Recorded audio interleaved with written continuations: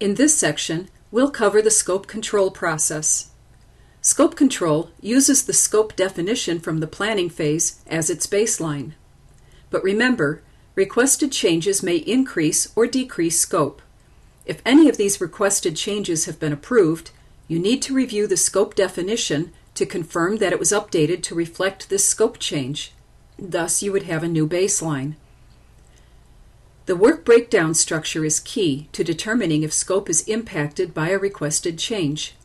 Any changes to the work breakdown structure equal a scope change. Changes must be submitted in writing, entered into the change tracking system, and dispositioned. Analysis is performed to determine the size and impact of the change and how urgent it might be. This provides information necessary for the Configuration Control Board to accept or reject the change.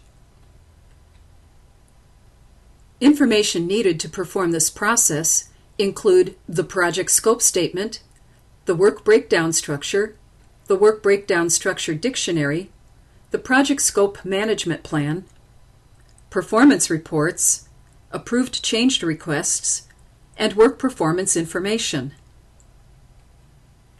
You should be familiar with all of those inputs, so we're going to move on to some of the tools used in scope control. Those would include the change control system, variance analysis, replanning, and the configuration management system.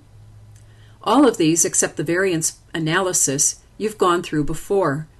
For variance analysis, we're going to hold off until we reach the cost control topic because we're going to go into a great level of detail about variance at that point.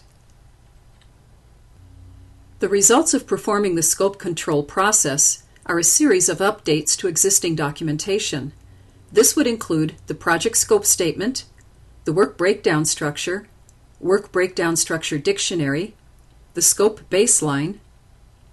It also includes requested changes and recommended corrective action.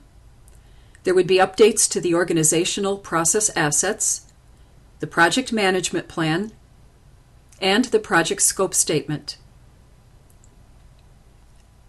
This concludes the discussion of the scope control process.